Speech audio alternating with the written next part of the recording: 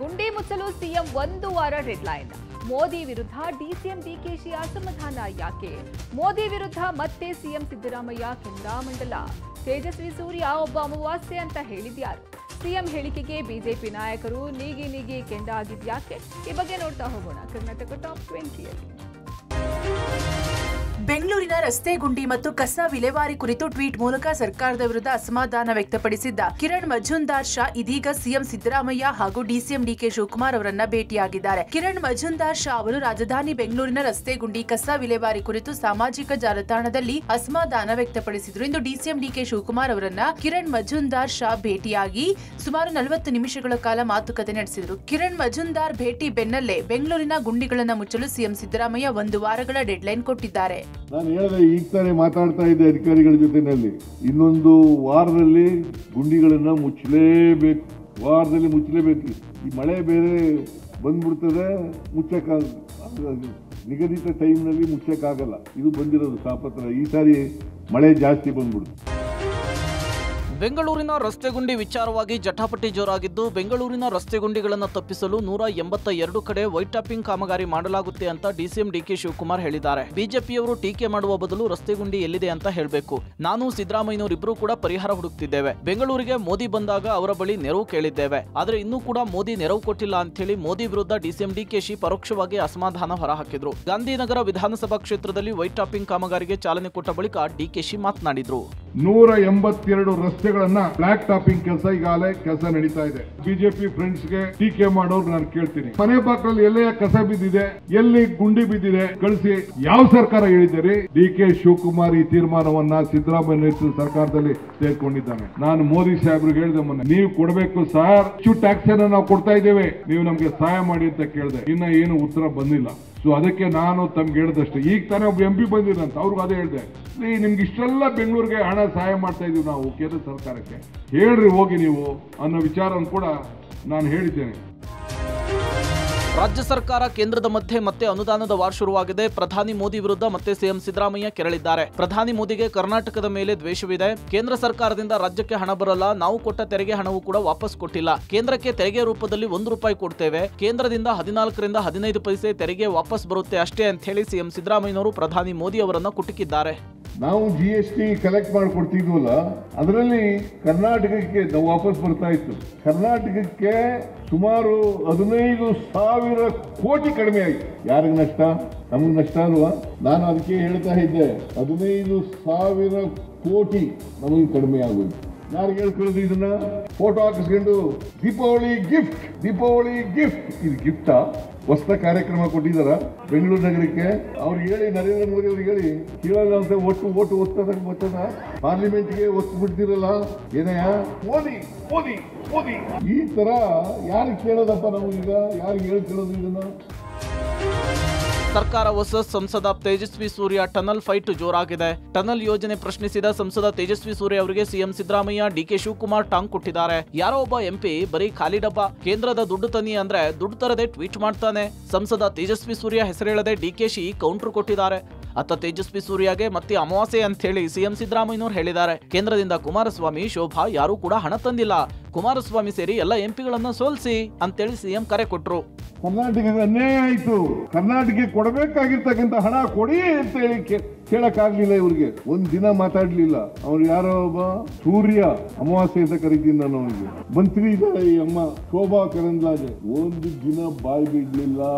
ಕುಮಾರಸ್ವಾಮಿ ಮಂತ್ರಿ, ಒಂದು ದಿನ ಬಾಯಿ ಬಿಡ್ಲಿಲ್ಲ. ಕರ್ನಾಟಕಕ್ಕೆ ಕೊಡಬೇಕಾಗಿರೋ ದುಡ್ಡು ಕೊಡ್ರಿ ಅಂತ ಹೇಳಿಲ್ಲ. ಇವ್ರಿಗೆ ಏನ್ ಮಾಡ್ಬೇಕು ಹೇಳಿ? ಮತ್ತೆ ಸುಮಾರು 40 ಕಿಲೋಮೀಟರ್ ಟನಲ್, ಅದಕ್ಕೆ ಟೀಕೆ. ಯಾರೋ ಒಬ್ಬ MP, ನಾನೇ ಹೇಳಕ್ ಹೋಗುದಿಲ್ಲ ನಾನು, ಬರೀ ಖಾಲಿ ಡಬ್ಬ, ಬರೀ ನಾಯ್ಸ್, ಬರೀ ಟ್ವೀಟ್ ಮಾಡೋದು, ಇದೇ ಆಗೋಯ್ತು. ₹1 ಒಬ್ಬ MP. ಬೆಂಗಳೂರು ನಗರದಲ್ಲಿ 5 ಜನ MP ಗೆಲ್ಸಿದ್ದೀರಿ. ನಿರ್ಮಲಾ ಸೀತಾರಾಮನ್ ಕೇಂದ್ರದ ಮಂತ್ರಿ, ₹10 ಬೆಂಗಳೂರು ನಗರಕ್ಕೆ ಕೊಟ್ಟಿದ್ದಾರೆ ಅಂತ ಹೇಳಿ ಇಲ್ಲೇ ನೀವು ಏನ್ ಕೊಡ್ತಿರೋ ಶಿಕ್ಷೆ ನಾನು ಒಳಗಾಗ್ತೀನಿ. ಹಿಂದೆ ಮನಮೋಹನ್ ಸಿಂಗ್ ಕಾಲದಲ್ಲಿ ಜವಾಹರ್ಲಾಲ್ ನೆಹರು ಹೆಸರಲ್ಲಿ ನರಮ್ ಯೋಜನೆ ಅಂತ ಇತ್ತು, ಎಲ್ಲದಕ್ಕೂ ಹಣ ಬರ್ತಾ ಇತ್ತು. ಒಂದಿನ ಹೋಗಿ ಒಂದು ಅರ್ಜಿ ಕೊಡ್ಲಿಲ್ಲ MP ಗೆದ್ದಿದ್ದಾರಲ್ಲ, ಒಂದಿನ ಹೋಗಿ ಪ್ರೈಮ್ ಮಿನಿಸ್ಟರ್ನ ಯಾವ ತರ ದುಡ್ಡು ಕೊಡಂತ ಏನೋ ಕೇಳಿದಾರ ಇವ್ರು? ಯಾರು ಕೇಳಿಲ್ಲ. ಬೆಂಗಳೂರು ನಗರಕ್ಕೆ ಏನಾರು ಕೊಡುಗೆ ಶೂನ್ಯ. ಕೇಂದ್ರದಿಂದ ಅನುದಾನ ತನ್ನಿ ಎಂದ ಸಿಎಂ ಸಿದ್ದರಾಮಯ್ಯ ಹೇಳಿಕೆಗೆ ಬಿಜೆಪಿ ನಿಗಿನಿಗಿ ಕೆಂಡವಾಗಿದೆ. ಸಿಎಂ ಸಿದ್ದರಾಮಯ್ಯನವರ ವಿರುದ್ಧ ಬಿಜೆಪಿ ರಾಜ್ಯಾಧ್ಯಕ್ಷ ವಿಜಯೇಂದ್ರ ವಾಗ್ದಾಳಿ ನಡೆಸಿದ್ದಾರೆ. ಕೇಂದ್ರ ಸರ್ಕಾರ ಎಂದಿಗೂ ಕೂಡ ರಾಜ್ಯಕ್ಕೆ ಅನ್ಯಾಯ ಮಾಡಿಲ್ಲ. 2.5 ವರ್ಷದಲ್ಲಿ ರಾಜ್ಯ ಸರ್ಕಾರ ತಂದ ಹೊಸ ಯೋಜನೆ ಹೇಳಿ. ಕರ್ನಾಟಕ ಸರ್ಕಾರ ರಾಹುಲ್ ಗಾಂಧಿಗೆ ಎಟಿಎಂ ಆಗ್ಬಿಟ್ಟಿದೆ. ತಮ್ಮ ಹುಳುಕನ್ನು ಮುಚ್ಕೊಳ್ಳೋದಕ್ಕೆ ದಿನ ಬೆಳಗಾದ್ರೆ ಹೊಸ ನಾಟಕ ಶುರು ಮಾಡ್ತಿದ್ದಾರೆ ಅಂತ ಬಿಜೆಪಿ ರಾಜ್ಯಾಧ್ಯಕ್ಷ ವಿಜಯೇಂದ್ರ ಕಿಡಿಕಾರಿದ್ರು. ಇನ್ನು ಪ್ರಧಾನಿ ಮೋದಿ, ತೇಜಸ್ವಿ ಸೂರ್ಯ ಬಗ್ಗೆ ಸಿಎಂ ಸಿದ್ದರಾಮಯ್ಯ ಟೀಕೆ ವಿಚಾರಕ್ಕೆ ವಿಪಕ್ಷ ನಾಯಕ ಆರ್ ಅಶೋಕ್ ವಾಗ್ದಾಳಿ ನಡೆಸಿದ್ರು. ಯಾರ ಅಮಾವಾಸ್ಯೆ ಯಾರು ಪೂರ್ಣಿಮೆ ಅಂತ ಮೊದಲು ಅವರವರ ಮುಖ ನೋಡ್ಕೊಂಡು ಹೇಳಿ. ಬೆಂಗಳೂರು ಗುಂಡಿ ನೋಡಿದ್ರೆ ಇವ್ರೇನು ಅಂತ ಗೊತ್ತಾಗುತ್ತೆ. ಅಂಗೈ ಹುಣ್ಣಿ ಕನ್ನಡಿ ಬೇಕೇನ್ರಿ ಅಂತ ಹೇಳುವ ಮೂಲಕ ಸಿಎಂ ಮತ್ತು ಡಿಕೆ ಶಿವಕುಮಾರ್ ವಿರುದ್ಧ ಆರ್ ಅಶೋಕ್ ಕಿಡಿಕಾರಿದ್ರು. ಕೇಂದ್ರ ಸರ್ಕಾರದಿಂದ ರಾಜ್ಯಕ್ಕೆ ನ್ಯಾಯ ಕೊಟ್ಟಿದ್ದಾರೆ ವಿನ ಅನ್ಯಾಯಗಳು ಯಾವತ್ತೂ ಕೂಡ ಆಗಿಲ್ಲ. ಆದ್ರೆ ನೀವು ಕಾಂಗ್ರೆಸ್ ಸರ್ಕಾರ ರಾಜ್ಯದಲ್ಲಿ ಅಧಿಕಾರಕ್ಕೆ ಬಂದಾಗಿನಿಂದ ಕಳೆದ 2.5 ವರ್ಷದಲ್ಲಿ ಯಾವ ಹೊಸ ಅಭಿವೃದ್ಧಿ ಯೋಜನೆಗಳನ್ನ ಅನುಷ್ಠಾನ ಮಾಡಿದ್ದೀರಿ? ಕರ್ನಾಟಕದಲ್ಲಿ ಇವತ್ತು ಹಣ ಲೂಟಿ ಮಾಡಿ ರಾಹುಲ್ ಗಾಂಧಿಗೆ ಎಟಿಎಂ ಆಗಿ ಏನು ಪರಿವರ್ತನೆ ಮಾಡಿದ್ದಾರಲ್ಲ, ಇದೇ ನಿಮ್ಮ ಸಾಧನೆ. ಹೊತ್ತು ಮಕ ನೋಡ್ಕೊಂಡ್ಲಿ ಯಾರ್ಯಾರು ಬೇಕಾದ್ರು ಎಲ್ಲರೂ ನನ್ನ ಸೇರಿಸಿ ಎಲ್ಲರೂ ಮಕ ನೋಡ್ಕೊಳ್ಳೋಣ. ಗುಂಡಿಗಳು ನೋಡಿದ್ರೆ ಗೊತ್ತಾಗಲ್ಲ ಯಾರು ಅಮಾವಾಸ್ಯೆ ಯಾರು ಪೌರ್ಣಮಿ ಅನ್ನೋದು ಪಕ್ಕಾ ಗೊತ್ತಾಗ್ತದೆ. ತೇಜಸ್ವಿ ಸೂರ್ಯ ಬಗ್ಗೆ ಮಾತಾಡೋದು ಒಬ್ಬ ಜನಪ್ರತಿನಿಧಿ, ಅವ್ರು ಅದೇ ಮಾತನ್ನ ನಿಮ್ಗೆ ಹೇಳಿದ್ರೆ ನಿಮ್ಗೇನಾಗ್ಬೋದು?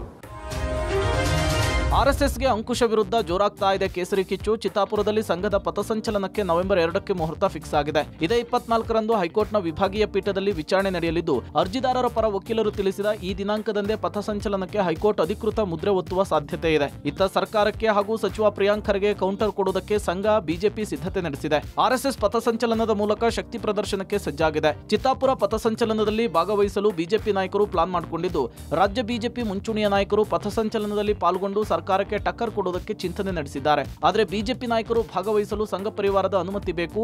ಬಿಜೆಪಿ ನಾಯಕರು ಆಸಕ್ತಿ ತೋರಿಸಿದ್ರೂ ಕೂಡ ಸಂಘದಿಂದ ಗ್ರೀನ್ ಸಿಗ್ನಲ್ ಸಿಕ್ಕರೆ ಮಾತ್ರ ಅದು ಸಾಧ್ಯ ಅಂತ ಹೇಳಲಾಗಿದೆ. ಹೀಗಾಗಿ ಬಿಜೆಪಿ ನಾಯಕರು ಸಂಘದ ಪರ್ಮಿಷನ್ಗಾಗಿ ಕಾಯ್ತಿದ್ದಾರೆ.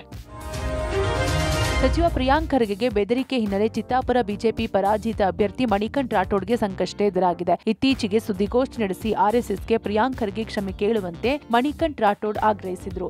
ಮುಂದಿನ ದಿನಗಳಲ್ಲಿ ಆರ್ಎಸ್ಎಸ್ ನಿಮ್ಮ ಮನೆಗೆ ನೇರವಾಗಿ ಬರುತ್ತದೆ ಎಂದು ಹೇಳಿಕೆ ನೀಡಿದ್ರು. ಈ ಹೇಳಿಕೆ ಆಧಾರದ ಮೇಲೆ ಮಣಿಕಂಠ್ ರಾಠೋಡ್ ವಿರುದ್ಧ ಡಿಜಿಗೆ ಸಚಿವ ಪ್ರಿಯಾಂಕ್ ಖರ್ಗೆ ದೂರು ನೀಡಿದ್ರು. ಇನ್ನು ಮಣಿಕಂಠ್ ರಾಠೋಡ್ ಹೇಳಿಕೆಗೆ ಎಕ್ಸ್ನಲ್ಲಿ ಸಚಿವ ಪ್ರಿಯಾಂಕ್ ಖರ್ಗೆ ಕೌಂಟರ್ ಕೊಟ್ಟಿದ್ದಾರೆ. ಪ್ರತಿದಿನವೂ ಹೊಸ ಪುರಾವೆಗಳು ಬೆಳಕಿಗೆ ಬರುತ್ತಿವೆ, ಬೆದರಿಕೆಗಳು ಮುಂದುವರೆದಿದೆ. ಆದ್ರೆ ನಾನು ಭಯ ಪಡುವುದಿಲ್ಲ. ಬಿಜೆಪಿಯ ನೀಲಿ ಕಣ್ಣಿನ ಹುಡುಗ ಮತ್ತು ಬಿಜೆಪಿ ಚಿತ್ತಾಪುರ ಶಾಸಕ ಅಭ್ಯರ್ಥಿಯಿಂದ ನನಗೆ ಬೆದರಿಕೆ ಬಂದಿದೆ. ಆರ್ಎಸ್ಎಸ್ ಕ್ಷಮೆ ಕೇಳದಿದ್ರೆ ಮನೆಗೆ ಬರುವುದಾಗಿ ಹೆದರಿಸಿದ್ದಾರೆ. ಬಿಜೆಪಿ ಅಧ್ಯಕ್ಷ ವಿಜಯೇಂದ್ರ, ಆರ್ ಅಶೋಕ್ ಅವರೇ, ನಿಮ್ಮ ಗೂಂಡಾಗಳು ಪ್ರಯತ್ನ ಮುಂದುವರೆಸಲಿ. ನಾನು ವಾಸವಾಗಿರುವುದು ಎಲ್ಲಿ ಎಂಬುದು ನಿಮಗೂ ತಿಳಿದಿದೆ ಎಂದು ಪ್ರಿಯಾಂಕ್ ಟ್ವೀಟ್ನಲ್ಲಿ ವಾಗ್ದಾಳಿ ನಡೆಸಿದ್ದಾರೆ. ಪತ್ನಿ ಡಾಕ್ಟರ್ ಕೃತಿಕಾ ಮರ್ಡರ್ ಮಾಡಿದ್ದ ಹಂತಕ ಡಾಕ್ಟರ್ ಮಹೇಂದ್ರ ರೆಡ್ಡಿ ತನಿಖೆಯ ವೇಳೆ ಆರೋಪಿ ಕರಾಳ ಮುಖ ಬಯಲಾಗಿದೆ. ಮಾರತಹಳ್ಳಿ ಪೊಲೀಸರ ತನಿಖೆಯ ವೇಳೆ 10 ಹಲವು ವಿಚಾರಗಳು ಬೆಳಕಿಗೆ ಬರುತ್ತಿವೆ. ಆಸ್ಪತ್ರೆಯಲ್ಲಿದ್ದ ಮಾರಾಟಕ್ಕಿಲ್ಲದ ಔಷಧಿಗಳನ್ನು ಮನೆಗೆ ತಂದಿದ್ದ ಬಗ್ಗೆ ಮಾಹಿತಿ ಬಹಿರಂಗವಾಗಿದೆ. ಕೃತಿಕಾ ರೆಡ್ಡಿ ಇದ್ದ ರೂಮಿನಲ್ಲಿ ಗ್ಯಾಸ್ಟ್ರಿಕ್ ಔಷಧಿ ಸೇರಿ ಗ್ಲೂಕೋಸ್ ಬಾಟಲ್ ಸೇರಿ ರಾಶಿ ಔಷಧ ಪತ್ತೆಯಾಗಿದೆ. ಕೃತಿಕಾಗೆ ಋತುಚಕ್ರದ ಸಮಯದಲ್ಲೂ ಡ್ರಿಪ್ ಹಾಕಿಕೊಳ್ಳಲು ಒತ್ತಾಯಿಸುತ್ತಿದ್ದ ಅನ್ನೋದು ಗೊತ್ತಾಗಿದೆ. ಕ್ಯಾನುಲಾ ಚುಚ್ಚಿ ಕೈ ತುಂಬಾ ಗಾಯ ಮಾಡಿದ್ದೆ ಎಂದು ತಿಳಿದು ಬಂದಿದೆ. ಹಂತಕ ಮಹೇಂದ್ರ ರೆಡ್ಡಿ ಮದುವೆಗೂ ಮುನ್ನ ಮದುವೆ ನಂತರವೂ ಕೂಡ ಬೇರೆ ಬೇರೆ ಹೆಣ್ಣು ಮಕ್ಕಳ ಜೊತೆ ಅಕ್ರಮ ಸಂಬಂಧ ಹೊಂದಿದ್ದ ಅನ್ನೋದು ಹೊರಬಿದ್ದಿದೆ. ಹಾಗಾಗಿ ಅಕ್ರಮ ಸಂಬಂಧ ಇದ್ದ ಕಾರಣಕ್ಕಾಗಿ ಹತ್ಯೆ ಮಾಡಿದ್ದ ಅನ್ನೋದನ್ನ ಖಾತರಿಪಡಿಸಿಕೊಳ್ಳಲು ಆರೋಪಿ ಫೋನ್, ಸಿಡಿಆರ್, ಕಾಲ್ ಲಿಸ್ಟ್ ಬಗ್ಗೆ ಮಾಹಿತಿ ಪಡೆದುಕೊಳ್ಳಲು ಪೊಲೀಸರು ಮುಂದಾಗಿದ್ದಾರೆ.